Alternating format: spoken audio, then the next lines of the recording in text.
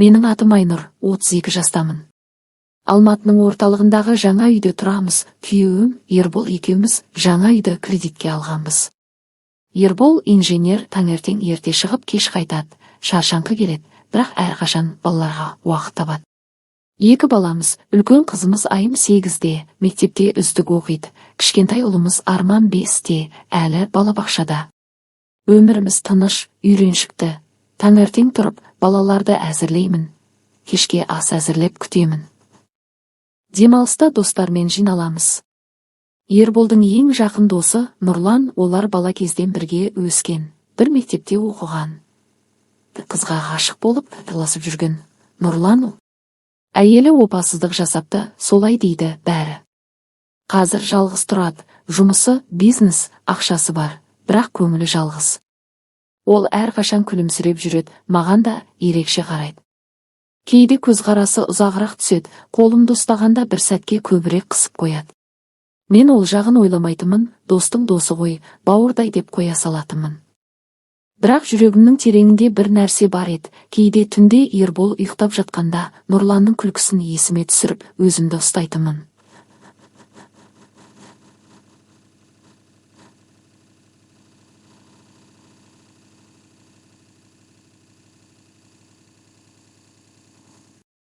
Ол жазда Ерболдың туған күні болды. Мен қуанып дайындыққа кірістім. Ол күннің бәріміздің өмірімізді мәңгі өзгертетінін ешкім білген жоқ.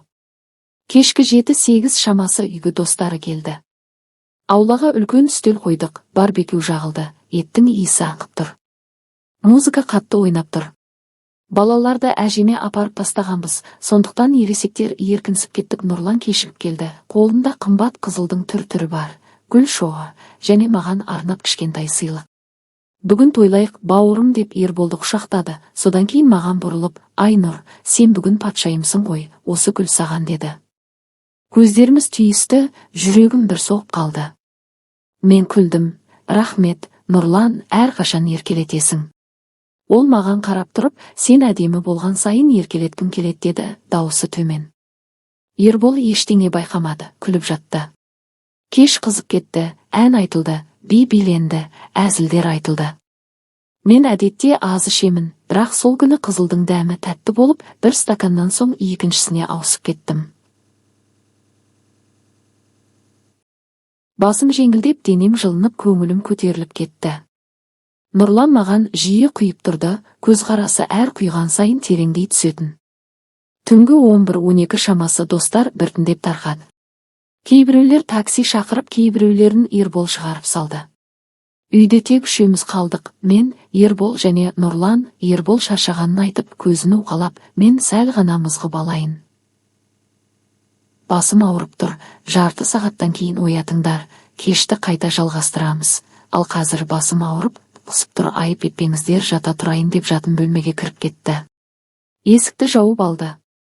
Мен Нұрланмен ас үйде отырдым. Үстелде бос бөтелкелер, қалған еттер. Қызылдан құйып әңгіме бастадық. Ол ажырасуы туралы айтты, дауысы қалтырап, әйелім басқа біреуге кетті. Айнұр, мен оны шын сүйгенмін. Бәріне шыдадым.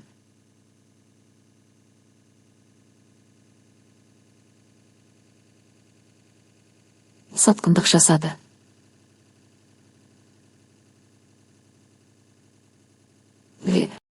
Мен оған жанашырлық танытып қолынан ұстадым. Сен жақсы адамсың, Нұрлан, уақыт өтеді, жақсы әйел табасың әлі ақ дедім.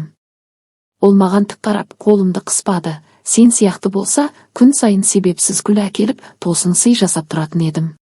Сен идеалсың. Маған қатты ұнайсың, шынымен жүрегім қатты соғып кетті. Жаңағы ішкен қызыл басымды айналдырып, ойымды шашыратты. Үндемедім, тек қарадым да отырдым. Ол маған жақындай берді. Ас үйдің шамы күңгірт, тек түнгі шам жағылып тұр. Қолымен бетімді түзеді, шашымды иығыма қарай сырғытты. Айнұр, сен өте әдемісің, әрқашан айтқым келген деп сыбырлады. Мен күлуге тырыстым, бірақ дауысым шықпады. Оның ерні маған жақындады. Мен шегінуге тиісті едім, бірақ денем қозғалмады, керісінше алға еңкейдім. Бәрі ойда жоқта басталды, алғашқыда жұмсақ, кейін бас айналдырар сезімге ұласып кетті. Мен еріксіз жауап қайтардым, қолым оның мойнына оралды. Басым айналып денем ыстық болып кетті.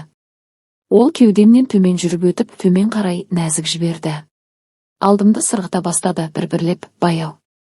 Жоқ, Нұрлан деп сыбырладым, бірақ даусым әлсіз, тіпті өтініш сияқты шықты. Ол болса үндемеші, жаным, қарсы болма деп, сен де осыны қалап тұрғаным, деді.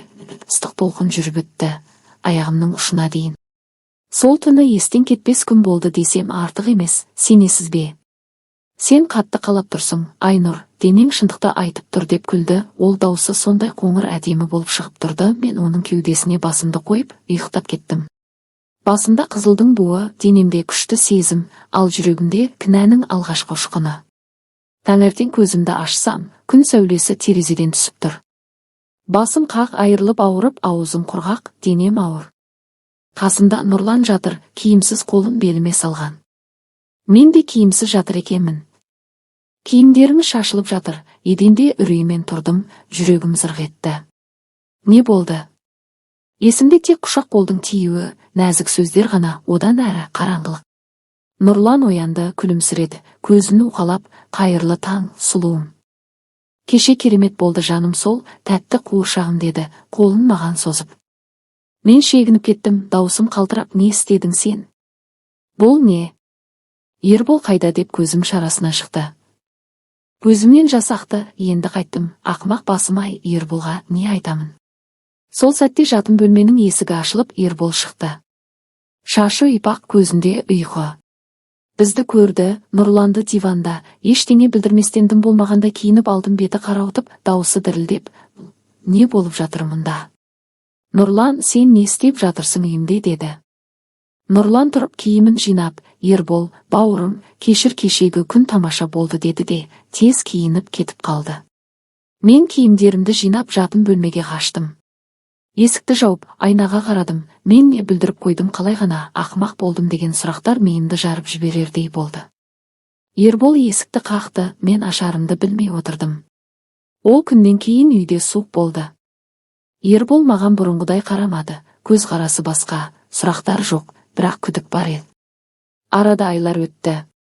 Нұрлан бірнеше рет хабарлама жазды. Ол түн ұмытылмайды. Айнұр, сен менің ең үлкен жәннатым едің. Қайталайық, ешкім білмейді. Мен оқып блоктадым, телефонды лақтырып жібердім. Ерболға айтпадым, айта алмадым, ұяттан, қорқыныштан. Некемізде сызат пайда болды, түнде құшақтамайды, сөйлесу аз, балалардың алдында ғана күлімсірейміз. Кейде түнде оянып, сол түнді есіме түсіремін. Нұрланның даусын, денемнің әр дірілін, бір жағынан кінә басым. Масайып қалғанымның кесірі деп өзімді алдаймын. Бірақ жүрегімнің тереңінде бір нәрсе өзгерді. Мен әлі күнге дейін кінәл сезінемін. Тан жерге кірердей, безімізік. Ол түн менің ең қараңғы құпиям, мәңгілік жарам. Өмір шынайы әрі қатыгез екен. Бір сәттік әлсіздік бәрін бұзып жібереді, ал жүрек ешқашан ұмытпайды екен.